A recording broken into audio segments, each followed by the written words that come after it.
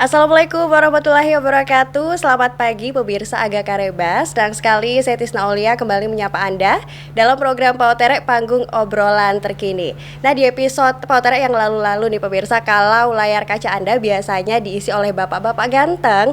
Nah, di episode kali ini spesial bergantian, akan ada ibu cantik dari Dinas Perikanan dan juga Pertanian Kota Makassar yang akan berbincang terkait dengan program strategis di tahun 2024 dari DP2 Kota Makassar. Ada Ibu Evi Aprialti. Assalamualaikum, selamat pagi Bu. Apa kabar Bu? Alhamdulillah sehat. Sehat ya Bu. Nah, Bu Kadis bercerita tentang Dinas Perikanan dan juga Pertanian begitu. Kalau kedengarannya mungkin orang-orang sudah tahu begitu, akan membidangi terkait dengan perikanan dan juga pertanian. Tapi kalau secara detail nih Bu, tupoksinya apa aja sih di DP2 ini? Iya, makasih. Kalau di Dinas Perikanan dan Pertanian Kota Makassar, memang sejak nomenklaturnya berubah sejak PP8 itu Dinas Perikanan dan Pertanian. Tapi kami mempunyai 4 bidang. 4 bidang itu ada bidang perikanan tangkap, bidang perikanan budidaya, dan bidang pertanian dan bidang peternakan. Nah, kalau bidang perikanan tangkap itu yang mengarah kepada nelayan-nelayan binaan kami. Di mana nelayan-nelayan itu yang berada di pulau-pulau tetap masuk dalam binaan Dinas Perikanan dan Pertanian Kota Makassar, walaupun memang laut itu sudah dari 0 sampai 12 mil keluar itu sudah diserahkan ke provinsi, tapi kami mempunyai pesisir. Untuk perikanan budidaya itu untuk budidaya air tawar. Ya, jadi semua yang menyangkut masalah ikan-ikan air tawar kami mempunyai bidang pertanian, ya pertanian yang baik itu masalah sayuran, buahan, atau obat-obatan dan tanaman-tanaman hortikultura tetap di tempat kami. Kami juga mempunyai bidang peternakan. Peternakan di tempat kami, kita ketahui bersama bahwa peternakan di Kota Makassar itu berfokus pada 7 kecamatan, tapi yang fokus itu ada di 3 kecamatan. Itu semua yang peternak itu masuk dalam binaan. Baik. Kalau dari segi potensinya nih Bu, untuk perikanan dulu di Kota Makassar seperti apa potensi perikanannya? Kalau perikanan di Kota Makassar itu potensinya sangat baik sekali, terkhusus untuk perikanan budidaya air tawar kan. Kalau perikanan tangkap, nelayan-nelayan kita di mana masyarakat nelayan itu untuk Kota Makassar masih penangkapannya wilayahnya masih di seputar pulau-pulau di Kota Makassar juga, yang berada 7 pulau itu, yaitu mereka masih menggunakan perahu-perahu kecil 5 GT ke bawah. Kalau untuk budidaya air tawar, kami fokus untuk sejak 2021 sampai 2023 ini melalui program Bapak Wali Kota tentang lorong wisata kan. Jadi kami budidayakan air tawar itu di lorong-lorong seperti nila, lele, dan sekarang untuk 2022-2023 itu Lobster air tawar. Dan tentunya ini juga untuk mewujudkan yang namanya kemandirian pangan tahun yang digagas oleh pemerintah Kota Makassar begitu ya Bu. Nah, kalau untuk pengoptimalan pemanfaatan dari hasil laut ini apakah sudah optimal Bu? Kalau pemanfaatan hasil laut kan ini kan tergantung dari nelayan-nelayan kita yang menangkap ikan. Jadi kami itu masuk dalam hal penangkapan dan hasil produksi hasil perikanan. Kita hasil produksi hasil perikanan ya seperti mereka memperoleh ikan yang ditangkap, kami mengajarkan cara pengolahannya, karena kan dengan situasi sekarang apalagi kemarin itu ada El Nino kan, dengan cuaca, jadi nelayan-nelayan itu tidak terhalang atau tidak tergantung dengan keadaan cuaca. Mereka tetap bisa memperoleh penghasilan keluarga karena kami mengarahkan untuk mengolah hasil-hasil tangkapannya. Begitu juga dengan ibu-ibunya kami ajarkan, karena memang fokus kami untuk nelayan-nelayannya saja. Dalam hal pembinaan kami melakukan cara pemanfaatan hasil olahannya yang didapat dari suaminya. Ibu-ibunya kami ajarkan untuk bagaimana cara supaya mengisi kekosongan agar tidak terlalu sepenuhnya berharap pada penghasilan. Baik, dari hasil perikanan yang cukup baik, cukup besar di Kota Makassar, apakah kemudian ada semacam supply ke daerah-daerah lain atau bahkan ekspor dari DP2 sendiri seperti apa? Nah, kalau di Kota Makassar kami di DP2 itu kami mempunyai 2 tempat penjualan ikan, satu Raja Wali dan satu di Potere. Kalau Potere itu semua ikan rata-rata ikan yang masuk itu dari berbagai provinsi, kota, kabupaten yang berada di Kota Makassar. Tapi itu menggunakan kapal-kapal yang sampai 20 sampai 50 GT ke atas. Alhamdulillah tempat penjualan itu di tempat penjualan Potere itu banyak yang sudah dari daerah-daerah sekitar Kabupaten Kota Makassar datang belanja di situ. Kalau untuk ekspor kami memang fokus belum ekspor karena untuk dalam hal untuk pembinaan nelayan kami hanya fokus kepada bagaimana pengolahan hasil tangkapan mereka. Iya, karena mereka menggunakan perahu kecil kalau nelayan binaan kami. Iya. Kalau dari komoditas yang paling andalan nih Bu, yang ada di Kota Makassar apa Bu? Komoditas yang paling banyak mungkin yang didapatkan dari hasil laut itu? Laut, iya.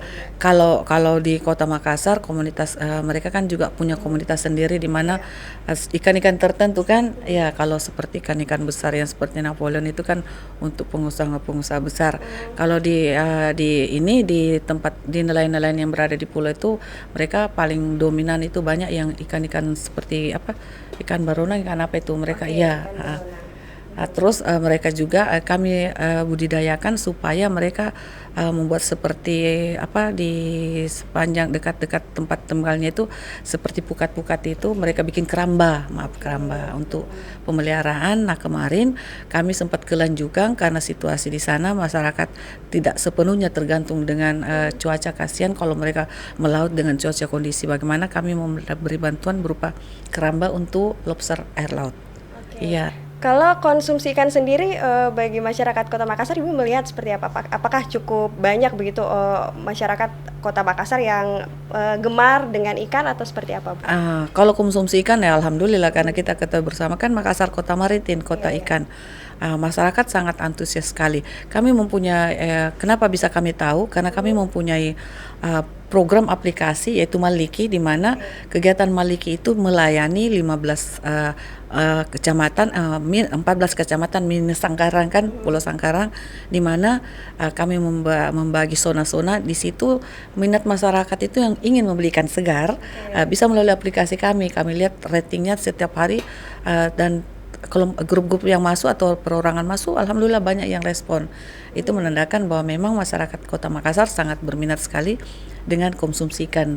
Dan konsumsi ikan memang kita selalu melakukan bekerja sama dengan provinsi yaitu karantina untuk melakukan pemeriksaan ikan, dan juga kami selalu rutin melakukan seperti di tempat kami itu ada monitoring atau pemantauan hasil produksi ikan atau ikan-ikan yang ada di Potere. Baik, jadi konsumsi ikan ini cukup baik ya Bu di Kota Makassar, dan melalui aplikasi tadi juga memungkinkan masyarakat tidak hanya bisa membeli melalui pelelangan, tapi melalui aplikasi juga bisa ya Bu? Ya, aplikasi itu bagus. Jadi misalnya semisal saya di Jakarta nih mau beli ikan buat anak-anak di rumah, kita langsung pesan saja, tinggal diantar.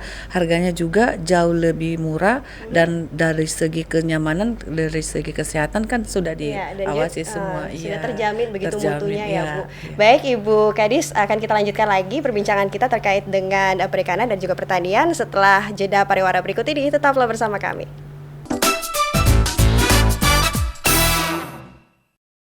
Kepada semua warga Kota Makassar, untuk saat ini cuaca tidak mendukung ya, keadaan hujan, keadaan panas. Jadi apa yang kita harus waspadai adalah penyakit demam berdarah. Di mana penyakit demam berdarah diperlukan sanitasi lingkungan yang bersih. Salah satunya dengan PSN 3N+. Mari kita menguras, mengubur, menimbun semua tempat-tempat yang kemungkinan bisa jadi sarang jentik nyamuk berkembang. Lakukan satu rumah satu jumantik ya, juru pemantau jentik. Penanganan DBD bukan dari penanganan fogging. Fogging hanya bisa membunuh nyamuk dewasa yang terbang untuk memutus mata rantai penularan. Tetapi yang paling penting, bagaimana kita membasmi jentik-jentik nyamuk Aedes aegypti sebagai penyebab daripada demam berdarah. Gerakan 3M, menguras, menutup, dan mengubur. Mari mendukung program pemerintah Kota Makassar. Stunting adalah prioritas Presiden yang harus betul-betul menjadi perhatian pemerintah Kota Makassar. Mari kita bersinergi, pemerintah Kota Makassar dan masyarakat Kota Makassar. Stunting adalah pertumbuhan perkembangan anak yang ditandai dengan tinggi dan berat badan di bawah standar. Mari mencegah stunting dengan 3 kata kunci. Ibu hamil rutin minum tablet tambah darah dan rutin memeriksakan kehamilan yang ada di Kota Makassar. Anak usia 0 sampai 6 bulan maksimalkan pemberian ASI eksklusif. Anak usia 6 sampai 24 bulan berikan MPASI dengan tinggi protein hewani sampai usia 2 tahun. Mari rutin ke posyandu untuk mengukur tinggi dan berat badan. Peduli Ki, selamat Ki.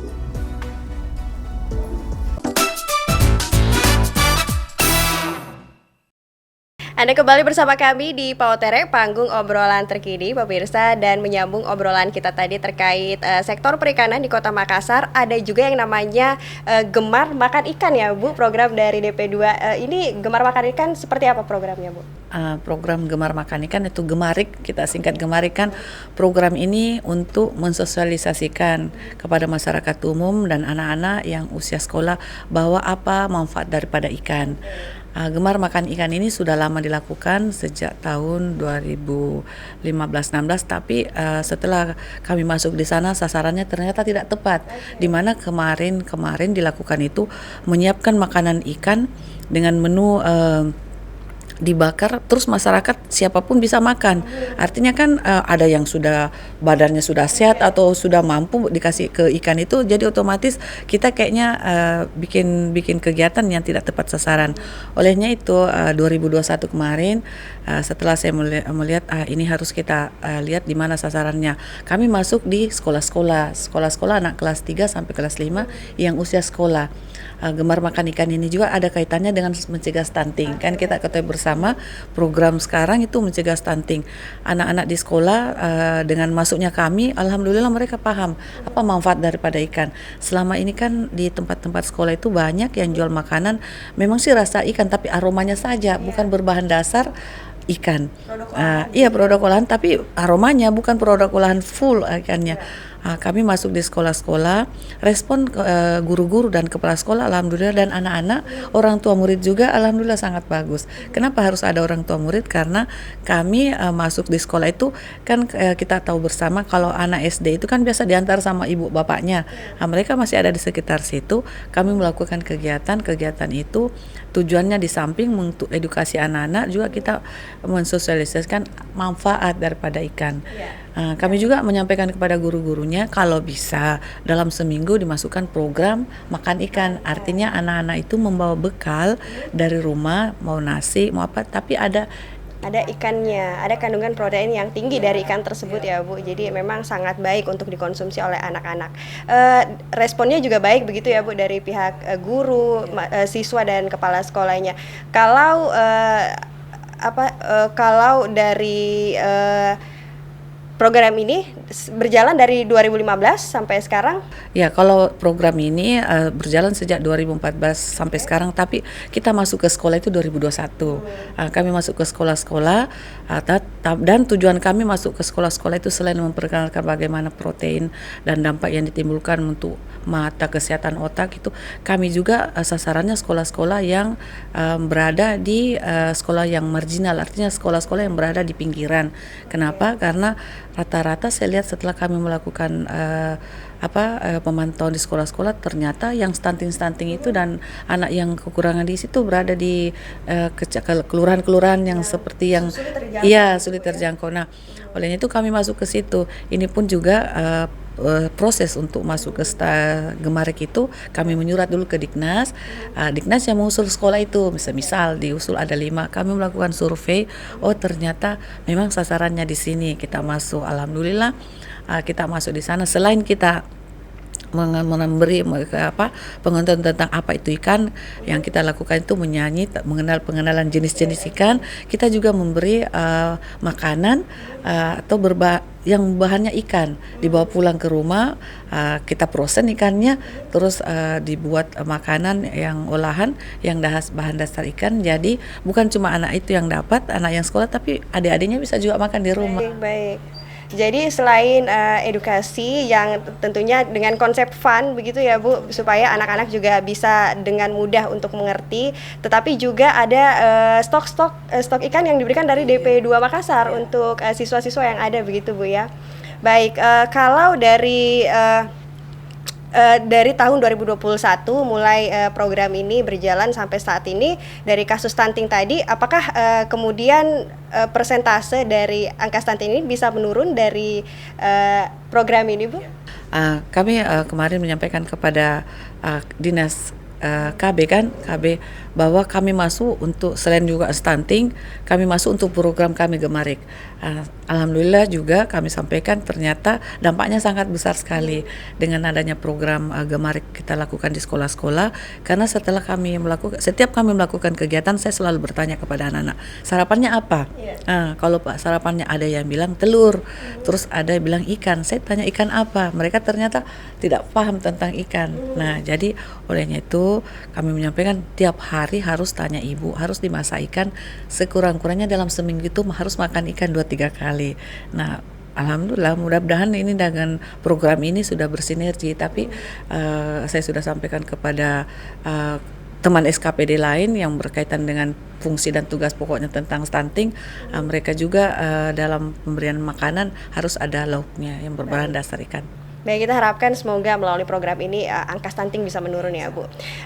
Kalau berbicara masalah perikanan nih Bu, ini kalau bisa dikatakan nelayan adalah ujung tombak dari bidang perikanan ini. Kalau dari DP2 sendiri, apakah ada semacam sosialisasi kepada nelayan agar kemudian hasil tangkapannya bisa maksimal, kemudian juga ekosistem atau biota laut yang ada di lautan itu bisa terjaga begitu Bu? Ya, tetap kami lakukan yang begitu sosialisasi. Sosialisasi perlu kami lakukan selain dari dinas, dari kementerian juga ada, Kementerian Kelautan juga dari Provinsi Sulawesi Selatan. Karena nelayan-nelayan kami kan rata-rata hampir 50% SDM-nya kan masih di bawah. Jadi mereka masih menggunakan alat tangkap tradisional. Karena 5GT kan perahu sampan itu. Kami menyampaikan bahwa kalau ambil ikan terus jangan, makanya kemarin kita kalau tangkap ikan jangan sampai yang bisa merusak terumbu karang, jangan menggunakan alat-alat tangkap yang berbahaya untuk biota laut. Kita di dinas kami itu memberi bantuan alat tangkap yang memang khusus untuk nelayan seperti bubu naga, jaring dan kail itu yang memang sudah diprogramkan dari kementerian bahwa menggunakan peralatan-peralatan yang notabene tidak merusak biota laut. Alhamdulillah teman-teman dari nelayan itu sudah paham penggunaannya. Kecuali kalau ada yang nelayan dari luar yang menggunakan, tapi mereka tetap melapor pada kami bahwa Bu, daerah sini sudah dilakukan penangkapan tapi menggunakan seperti alat yang merusak lingkungan. Kami tidak lanjuti, kami lapor ke provinsi. Provinsi kan kalau untuk laut beliau yang melakukan pengawasan, tapi tetap dari dinas kami membantu dalam hal pengawasan terkhusus untuk wilayah pulau di kota. Oke, nah itu tadi untuk ikan tangkap ya Bu. Bagaimana dengan budidaya yang ada di lorong-lorong? Tapi tahan dulu Bu, kita akan lanjut setelah pariwara berikut ini. Tetaplah bersama kami di Pautere.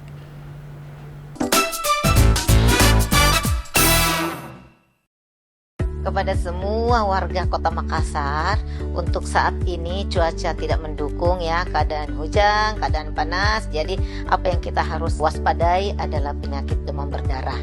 Di mana penyakit demam berdarah diperlukan sanitasi lingkungan yang bersih. Salah satunya dengan PSN 3N+. Mari kita menguras, mengubur, menimbun semua tempat-tempat yang kemungkinan bisa jadi sarang jentik nyamuk berkembang. Lakukan satu rumah satu jumantik ya, juru pemantau jentik. Penanganan DBD bukan dari penanganan fogging. Fogging hanya bisa membunuh nyamuk dewasa yang terbang untuk memutus mata rantai penularan. Tetapi yang paling penting bagaimana kita membasmi jentik-jentik nyamuk Aedes aegypti sebagai penyebab daripada demam berdarah. Gerakan 3M, menguras, menutup, dan mengubur. Mari mendukung program pemerintah Kota Makassar. Stunting adalah prioritas Presiden yang harus betul-betul menjadi perhatian pemerintah Kota Makassar. Mari kita bersinergi, pemerintah Kota Makassar dan masyarakat Kota Makassar. Stunting adalah pertumbuhan perkembangan anak yang ditandai dengan tinggi dan berat badan di bawah standar. Mari mencegah stunting dengan 3 kata kunci. Ibu hamil rutin minum tablet tambah darah dan rutin memeriksakan kehamilan yang ada di Kota Makassar. Anak usia 0 sampai 6 bulan maksimalkan pemberian ASI eksklusif. Anak usia 6 sampai 24 bulan berikan MPASI dengan tinggi protein hewani sampai usia 2 tahun. Mari rutin ke posyandu untuk mengukur tinggi dan berat badan. Peduli Ki, Salamat Ki.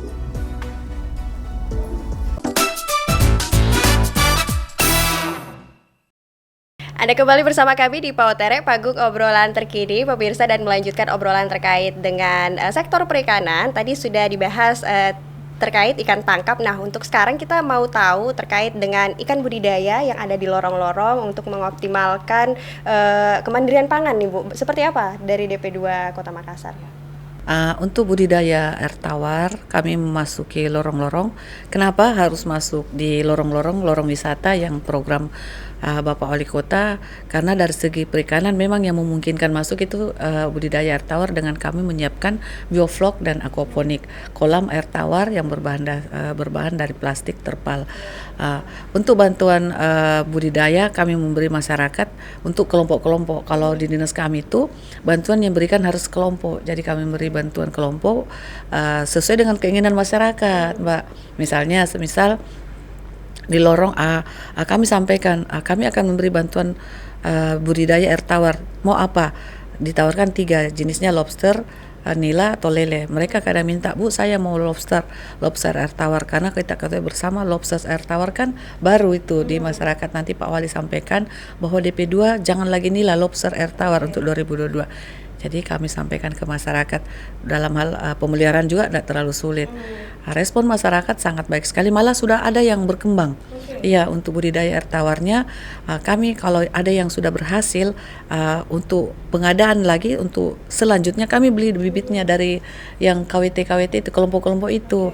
Kami beli bibitnya, jadi sirkulasinya kami beri, mereka pelihara sampai banyak, sampai awalnya kami seperti lobster, contoh lobster air tawar, kami kasih memberi 3 paket, isinya itu bisa 12 indukan.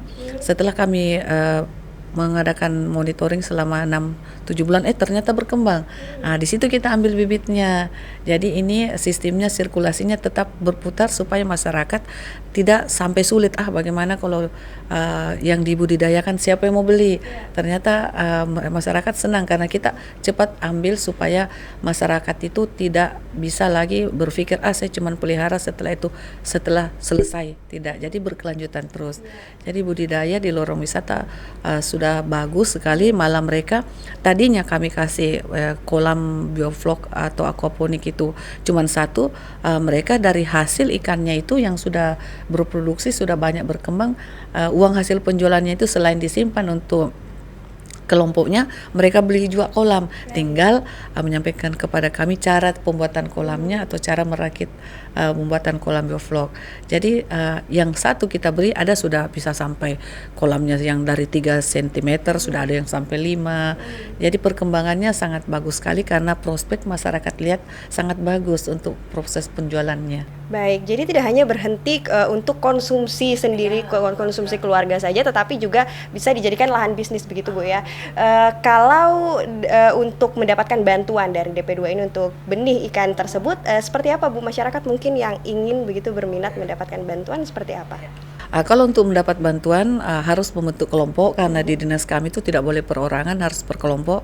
Kelompok itu minimal 20 orang, bisa 10, dan mengajukan proposal yang diketahui oleh lurah setempat. Kenapa harus diketahui lurah setempat? Karena takutnya kelompok itu bukan warga masyarakat Kota Makassar, atau kelompok itu tidak berada di kelurahan itu. Karena kalau kelompok misalnya 3 orang ada di kelurahan A, selanjutnya ada di kelurahan C, D, itu kan tidak bisa membentuk kelompok yang rapi. Artinya dalam hal pemantauan atau monitoring kegiatan itu bisa nanti tidak sesuai dengan apa yang diharapkan. Jadi proposal apa yang ingin dilakukan, minta apa, disampaikan ke proposal itu, diketahui oleh lurah setempat dan ditandatangani oleh ketua kelompok. Bisa juga disertai dengan KTP masing-masing. Nanti kami lihat apa yang diberi bantuan. Kalau misalnya bantuan kolam, kami kasih sesuai dengan kesediaan kami. Bantuan pakan atau bibit, kami juga memberi pakan. Pakan yang kami berikan itu pelet untuk ikan, di mana pakan itu kami kasih langsung dalam kapasitas berapa untuk sampai 6 bulan. Jadi sampai berhasil, baru pakannya mereka silakan beli lagi kalau memang sukses untuk pemeliharaan bibit ikan ini. Jadi untuk pemirsa masyarakat Kota Makassar yang berminat untuk mendapatkan bantuan bibit atau benih ikan, bisa langsung menyediakan proposal terlebih dahulu, kemudian DP2 langsung survei begitu Bu ya untuk oke. Nah, tadi kita bahas terkait dengan perikanan Ibu. Bagaimana dengan sektor pertanian? Kita tahu Makassar adalah di sebagian besar wilayahnya begitu Bu ya, dipenuhi oleh pemukiman warga, berbeda dengan kabupaten lain yang lahan pertaniannya cukup besar. Kalau di Kota Makassar sendiri untuk pertaniannya dari DP2 bagaimana mengoptimalisasikan lahan yang cukup terbatas ini Bu? Kota Makassar itu kami mempunyai lahan hamparan namanya. Kalau untuk kecamatan yang mempunyai hamparan itu Kecamatan Biringkanaya dengan Tamalate daerah Barombong. Untuk setelah penghasil dari pendataan dari statistik luas lahan pertanian Kota Makassar kan sebesar 2.335, tapi kemarin setelah diadakan pendataan ulang terjadi pengurangan, sekarang sisa 1.300 sekian. Kenapa terjadi pengurangan? Karena banyak ini developer yang membangun lahan-lahan yang peruntukan untuk sawah dibangun perumahan, makanya itu banjir karena memang bukan untuk perumahan, untuk daerah sawah. Iya, jadi ya di situ ada kantong-kantong air, tapi kita juga tidak bisa melarang masyarakat yang jual lahannya. Olehnya itu kami menyampaikan kepada para kelompok-kelompok tani bahwa tetap garap atau tetap kerjakan sawah-sawahnya, lahan-lahannya. Kami dari dinas melalui program Bapak Wali Kota kami siap membantu karena petani kita juga sangat bagus hasilnya. Karena kalau untuk urban farming kami memberi bantuan bibit itu tidak sama dengan yang di daerah yang khusus memang notabene mata pencarian petani. Kami memberi bantuan bibit itu seperti contoh padi 3-6 bulan sudah panen. Begitu juga sayurannya. Malah kami menggalakkan yaitu microgreen. Microgreen itu 1 minggu sudah bisa panen sayurannya. Jadi untuk masyarakat Kota Makassar, kelompok-kelompok tani kami itu sudah banyak dan mereka juga dalam hal produksi bagus. Terutama untuk kemarin kami menggalakkan untuk di daerah Kecamatan Tamalate, Kelurahan Barombong itu hamparan itu ditanami cabenya sampai bisa dibeli sampai daerah di luar Sulawesi. Itu petani-petani kami. Kalau di lorong-lorong kami selalu menggunakan sistem itu bioflok yang sistem kalau mereka tidak punya lahan kami menyarankan untuk di pekarangan yang bisa vertical garden, bisa juga pakai wall planter, pakai sistem wall planter bisa di dalam rumah, bisa juga di lantai 2 yang jelas mereka mau berusaha, kami dari Dinas DP2 bisa membantu dengan memberikan cara-cara pengolahan, cara-cara penanaman dan bantuan-bantuan. Oke, semacam sosialisasi begitu ya Bu dan edukasi. Kita akan lanjutkan lagi Bu setelah pariwara berikut ini dan pemirsa tetaplah bersama kami di Pautere.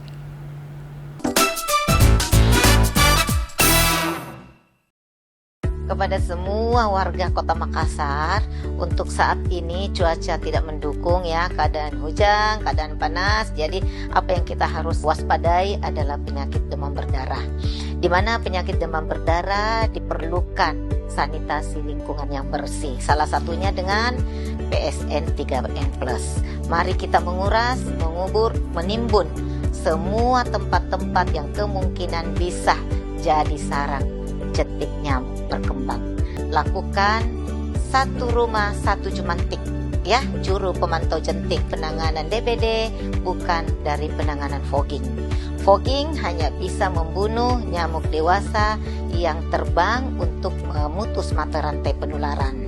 Tetapi yang paling penting, bagaimana kita membasmi jentik-jentik nyamuk Aedes aegypti sebagai penyebab daripada demam berdarah. Gerakan 3M, menguras, menutup, dan mengubur. Mari mendukung program pemerintah Kota Makassar. Stunting adalah prioritas Presiden yang harus betul-betul menjadi perhatian pemerintah Kota Makassar. Mari kita bersinergi, pemerintah Kota Makassar dan masyarakat Kota Makassar. Stunting adalah pertumbuhan perkembangan anak yang ditandai dengan tinggi dan berat badan di bawah standar. Mari mencegah stunting dengan 3 kata kunci. Ibu hamil rutin minum tablet tambah darah dan rutin memeriksakan kehamilan yang ada di Kota Makassar. Anak usia 0 sampai 6 bulan maksimalkan pemberian ASI eksklusif. Anak usia 6 sampai 24 bulan berikan MPASI dengan tinggi protein hewani sampai usia 2 tahun. Mari rutin ke posyandu untuk mengukur tinggi dan berat badan. Peduli Ki, Salamat Ki. Dalam upaya percepatan penurunan stunting, Dinas Pengendalian Penduduk dan Keluarga Berencana telah melaksanakan pembentukan 16 kampung KB di 15 kecamatan dan 153 pokja kampung KB di 153 kelurahan. Kami pun telah membentuk dapur sehat atasi stunting di 16 kampung KB, pembentukan lorong pengendali stunting yang kita kenal dengan LOPIS. Kami pun membentuk eliminasi masalah stunting, membentuk tim pendamping keluarga di 153 kelurahan. Kami membentuk Bapak Asuh Anak Stunting yang kita kenal dengan BAS, yang melibatkan semua SKPD di Kota Makassar, ditambah dengan para kepala sekolah dan dinas pendidikan, dan juga melibatkan mitra kerja kami di semua stakeholder yang ada. Semoga dengan keterlibatan kita semua dalam upaya percepatan penurunan stunting ini, Makassar Zero Stunting di 2024 dapat kita wujudkan. Saya, Sahrudin, PLT Kadis Pengendalian Penduduk dan Keluarga Berencana Kota Makassar. Peduli Ki, Salamat Ki.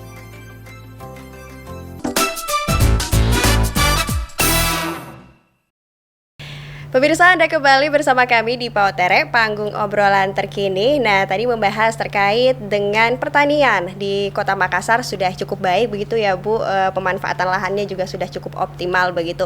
Lalu untuk produk-produknya sendiri nih Bu, detail untuk produk pertanian yang ada di Kota Makassar apa aja contohnya Bu? Untuk produk-produk pertanian kami mempunyai kelompok-kelompok binaan kami, yaitu kelompok-kelompok KWT, di mana mereka kan tanam semua itu bisa diolah. Contoh salah satu keripik bayam Brasil, terus cabai.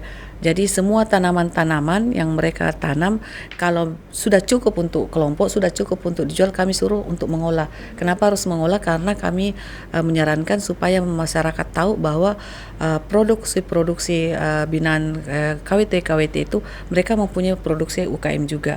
Di samping kami promosi juga, kami juga selalu membawa setiap ada event bahwa produk-produk hasil produksi pertanian, perikanan, peternakan kami pun punya. Jadi di mana produk-produk itu memang sudah dari awal kami awasi dan memang sudah ada dari segi kebersihan, dari segi kelayakannya kami terus melakukan pemantauan. Karena kenapa? Produk hasil pertanian itu harus dikenal oleh masyarakat Kota Makassar. Karena beda kan kalau memang dia petaninya dan beda dengan yang dia cuman tanam-tanam saja atau beli orang punya produksi. Kalau dia petaninya, dia sudah tahu bahwa ini sayurnya mengandung pestisida atau tidak. Jadi produk pertanian kami itu memang dia yang menanam, dia yang mengolah, dan dia menjual, kami juga bantu. Oke. Nah, menyinggung terkait produk nih Bu, pasti untuk menarik konsumen begitu pada produk pasti kemasan juga berperan penting. Kalau nggak salah beberapa waktu lalu juga DP2 melaksanakan pelatihan pembuatan kemasan. Bagaimana tuh Bu? Pembuatan kemasan itu merupakan suatu barang yang penting dalam hal penjualan produk. Saya sampaikan juga, Mbak, kami punya itu kegiatan pasar tani. Pasar tani itu rutin kami lakukan dalam setiap tahun anggaran, di mana tujuannya untuk memperkenalkan kepada masyarakat bahwa selain event-event promosi hasil produksi UKM, kami khusus memproduksi hasil pertanian, perikanan, dan peternakan. Di mana kegiatan itu semua yang ikut itu yang semua terlibat adalah pelaku-pelaku UKM hasil produksi pertanian mereka. Hasil produksi pertanian mereka di situ mereka pasarkan, baik yang masih berupa tanaman ataupun sudah diolah atau semi diolah. Semi diolah artinya cabai diajar cara penggilingannya bagaimana, pengiringannya bagaimana, itu yang kami pasarkan. Nah, dalam kemasan memang sangat dibutuhkan dalam hal bagaimana cara membuat kemasan, karena saya sampaikan kepada teman-teman bahwa kemasan itu sama dengan wajah kita. Kalau kita lihat kemasannya jelek, seenak apapun pasti tidak laku. Iya, kemasan. Terus kemasannya juga saya lihat saya sampaikan jangan asal-asalan, karena saya bandingkan, saya bilang di toko-toko itu, toko oleh-oleh itu walaupun isinya cuma secuil, harganya mahal, tapi rasanya itu nomor 2, setelah dibuka baru rasanya. Tapi kita lihat tampilan pertamanya. Nah, kemasan itu memang menjadi kendala, tapi kami sudah melakukan kemarin kegiatan pembuatan kemasan, walaupun dari barang-barangnya ada beberapa dari kami ambil dari luar, tapi alhamdulillah sudah banyak perubahan teman-teman dari pelaku UKM yang terkhusus untuk produksi untuk pertanian dan perikanan. Sudah banyak yang berubah, sudah bisa juga kami sudah sampaikan, mereka sudah bawa masuk di waralaba untuk produksinya. Tinggal ini kami sampaikan kalau bisa tadinya satu produksinya harus 2-3 lagi pengolahannya. Jadi harus berinovasi terus, jangan kaku dengan satu olahan saja. Semisal mereka tadinya membuat cabenya itu buat untuk cabai kering, harus dibuat apa? Manisan kah atau dicampur dengan apakah? Yang jelas semua hasil produksi pertanian itu jangan kita kaku dengan kondisi, kan harus variatif karena saingan ekonomi sekarang pelaku UKM kan banyak sekarang. Iya, apalagi kita menangnya mereka yang tanam, mereka yang produksi. Jadi dari segi kesehatan masih bisa kita perhatikan dan masih bisa kita pantau. Iya, jadi melalui DP2 ini pelaku UMKM, teman-teman UMKM kemudian sudah cukup teredukasi terkait dengan bagaimana membuat kemasan dan juga bagaimana agar olahan-olahan dari hasil pertanian ini lebih variatif begitu Bu ya. Nah, menyinggung terkait dengan pertanian ini yang menjadi penting juga untuk diketahui adalah biasanya hama nih Bu. Hama yang biasanya menyerang tanaman-tanaman dari petani. Apakah dari DP2 sendiri ada semacam pemberian pelatihan atau mungkin bantuan-bantuan untuk mencegah hama bagi pelaku-pelaku pertanian? Gini Mbak, kalau kita dinas saya itu di DP2 itu kami mempunyai 58 penyuluh, 32 penyuluh pertanian. Penyuluh pertanian itu yang nanti di kecamatan-kecamatan terus lorong-lorong yang setiap hari survei, setiap hari jalan melihat bagaimana kondisi pertanian tanaman-tanaman daripada kelompok-kelompok atau KWT. Nah, dari segi hama kami kan memberi bantuan, selain memberi bantuan pupuk, kami juga melakukan edukasi cara membasmi hama. Kalau di Makassar saya lihat rata-rata yang hama itu yang putih, kupu-kupu. Dari sudah dari sejak tahun 2021 semenjak saya ditempatkan di DP2, kami selalu melakukan kegiatan cara membuat pembasmi hama yang tidak menggunakan bahan kimia. Ya, jadi sudah ada diajarkan dan juga masyarakat umum sudah tahu, kelompok-kelompok sudah tahu bagaimana cara penjagaannya. Tetapi dalam hal penanaman dan cara pencegah untuk hama kami tetap melakukan pendampingan. Pendampingan yang dilakukan oleh penyuluh-penyuluh kami yang sudah paham tentang tugasnya dan mereka juga cepat bereaksi apabila masyarakat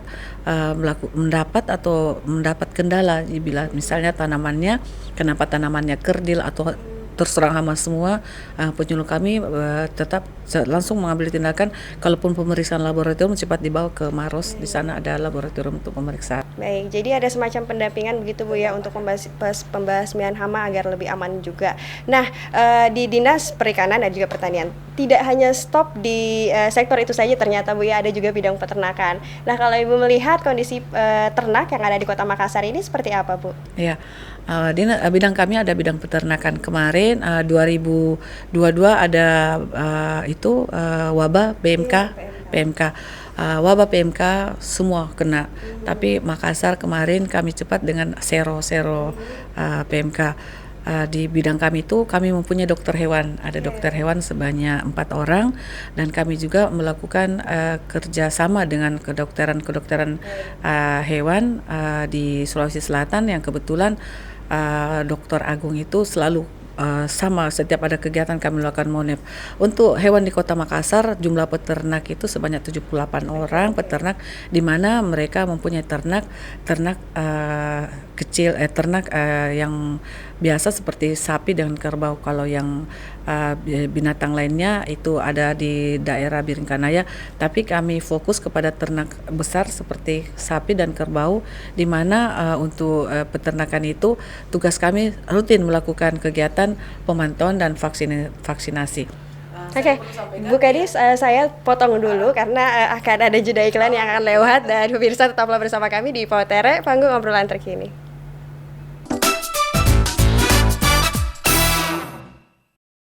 Kepada semua warga Kota Makassar, untuk saat ini cuaca tidak mendukung ya, keadaan hujan, keadaan panas. Jadi apa yang kita harus waspadai adalah penyakit demam berdarah. Di mana penyakit demam berdarah diperlukan sanitasi lingkungan yang bersih. Salah satunya dengan PSN 3N+. Mari kita menguras, mengubur, menimbun semua tempat-tempat yang kemungkinan bisa jadi sarang jentik nyamuk berkembang. Lakukan satu rumah satu jumantik ya, juru pemantau jentik. Penanganan DBD bukan dari penanganan fogging. Fogging hanya bisa membunuh nyamuk dewasa yang terbang untuk memutus mata rantai penularan. Tetapi yang paling penting bagaimana kita membasmi jentik-jentik nyamuk Aedes aegypti sebagai penyebab daripada demam berdarah. Gerakan 3M, menguras, menutup, dan mengubur. Mari mendukung program pemerintah Kota Makassar. Stunting adalah prioritas Presiden yang harus betul-betul menjadi perhatian pemerintah Kota Makassar. Mari kita bersinergi, pemerintah Kota Makassar dan masyarakat Kota Makassar. Stunting adalah pertumbuhan perkembangan anak yang ditandai dengan tinggi dan berat badan di bawah standar. Mari mencegah stunting dengan 3 kata kunci. Ibu hamil rutin minum tablet tambah darah dan rutin memeriksakan kehamilan yang ada di Kota Makassar. Anak usia 0 sampai 6 bulan maksimalkan pemberian ASI eksklusif. Anak usia 6 sampai 24 bulan berikan MPASI dengan tinggi protein hewani sampai usia 2 tahun. Mari rutin ke posyandu untuk mengukur tinggi dan berat badan. Peduli Ki, Salamat Ki. Dalam upaya percepatan penurunan stunting, Dinas Pengendalian Penduduk dan Keluarga Berencana telah melaksanakan pembentukan 16 kampung KB di 15 kecamatan dan 153 Pokja Kampung KB di 153 kelurahan. Kami pun telah membentuk Dapur Sehat Atasi Stunting di 16 Kampung KB, membentukkan lorong pengendali stunting yang kita kenal dengan LOPIS.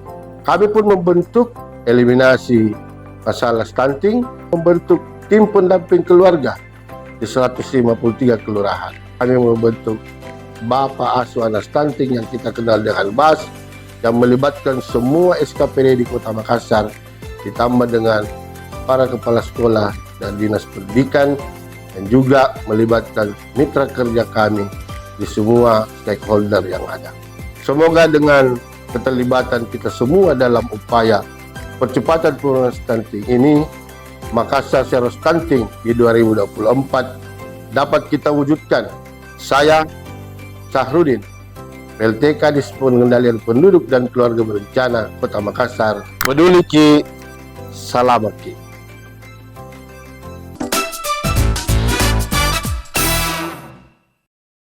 Anda kembali bersama kami di Pautere, panggung obrolan terkini pemirsa, dan kita sudah berada di segmen terakhir dan menyambung obrolan tadi nih Bu, terkait dengan virus. Tadi Ibu sempat mengatakan PMK juga sudah berlalu, kemudian rabies yang saat ini menjadi persoalan Bu, bagaimana saat ini? Ya, rabies itu ada edaran kemarin dari kementerian dan harus bagaimana cara mencegah rabies, karena adanya virus rabies, di mana rabies itu saya sampaikan bukan cuma anjing saja yang kena, tapi hewan ternak peliharaan seperti kucing. Kami sudah melakukan vaksinasi bekerja sama dengan OPD Dinas Kesehatan untuk menyampaikan kepada masyarakat dan sasaran kami kepada masyarakat yang punya ternak kucing peliharaan, karena kita ketahui bersama jumlah pemeliharaan kucing di Makassar sangat besar itu. Ya, pencinta kucing ada. Jadi cara kami masuk, setiap kelurahan kami datangi, kami bermarkas di kontainer. Kontainer yang berada di kelurahan. Ya, sesuai dengan program Bapak Wali Kota, kan semua OPD harus di situ programnya. Jadi kita masuk di situ, kita melakukan, tapi seminggu sebelum kami melakukan vaksin, kami menyampaikan kepada Pak Lurah menyampaikan kepada aparat-aparatnya dan semua PKK menyampaikan kepada masyarakat, dan umumkan juga di masjid bahwa besok ada vaksinasi hewan-hewan ternak peliharaan. Dan setelah kami melakukan pemantauan, banyak yang masyarakat yang tidak tahu dampaknya. Mereka pikirnya cuman anjing yang rabies. Ternyata dokter hewan kami itu kan, kalau setiap turun di kontainer, kami ada dokter hewan juga yang turun di situ sebanyak 4 orang. Di situ melakukan pemeriksaan. Selain kami melakukan vaksin, kami juga memberi vitamin dan obat cacing, karena masyarakat kadang tidak tahu bahwa kucingnya itu sakit, dan itu juga zoonosis, istilahnya kalau kita yang punya itu kena penyakit kulit bisa tertular dengan ternaknya. Iya. Jadi kami sudah melakukan, alhamdulillah, semoga rabies tidak ada di Makassar, karena ternyata di Makassar itu untuk hewan ternak seperti anjing itu terbatas komunitasnya, tapi kucing hampir semua masyarakat punya. Jadi program kami untuk mengantisipasi rabies, selain kami melakukan vaksin, kami juga mengimbau supaya kelompok-kelompok masyarakat rajin-rajin melakukan pemeriksaan hewan ternak, karena hewan ternak seperti peliharaan kita yang kucing itu semua bisa anak-anak kecil kan juga bisa temani. Jadi kita juga melakukan sosialisasi, setiap ada kegiatan kami selalu menyampaikan bahwa tolong apabila ada kelompok-kelompok ternaknya menyampaikan kepada kami, dinas kami, nanti di satu tempat kumpul semua, kami turun. Dan ini gratis loh Mbak. Ya. Caranya bagaimana Bu supaya pemilik ternak ini mau men-screening begitu Bu, atau mau memeriksakan ternak mereka di kontainer terpadu? Kami semisal mereka punya di satu kelurahan A, sampaikan kepada lurahnya atau puskesmasnya bahwa kami sudah ingin dilakukan vaksinasi, kami sudah terkumpul berapa orang, nanti dari pihak kelurahan atau puskesmas telepon kepada kami, karena kami mempunyai mobil pelayanan Midcare-nya, animal care untuk kesehatan. Di situ kami langsung melakukan tindakan apabila ada kucing yang semisal dia kena penyakit, kami bisa langsung melakukan operasi di tempat dengan membawa peralatan, dengan adanya di mobil kami. Baik, baik. Tapi kalau untuk kasus rabies ini, untuk kasusnya sendiri belum terdeteksi begitu Bu ya? Masih. Iya, iya. Semoga tidak ada ya, pemirsa. Nah, kalau terkait dengan penyakit mulai dari PMK tadi, kemudian juga rabies nih, kalau untuk ininya sendiri Bu, potensi pertanian di Kota Makassar seperti apa? Potensi pertanian di Kota Makassar ya sangat bagus sekali karena kita kan urban farming, tidak sama dengan potensi pertanian di kabupaten kota yang notabene-nya punya lahan besar, punya tempat. Tapi kita di Kota Makassar pertanian itu sangat berpotensi untuk kebutuhan, sasarannya kan kebutuhan keluarga dulu.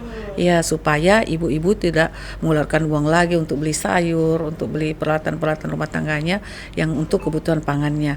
Jadi potensinya sangat bagus karena masyarakat sudah paham tentang bagaimana tentang petani perkotaan. Kita sudah melakukan penyampaian bahwa tidak punya lahan, pekarangan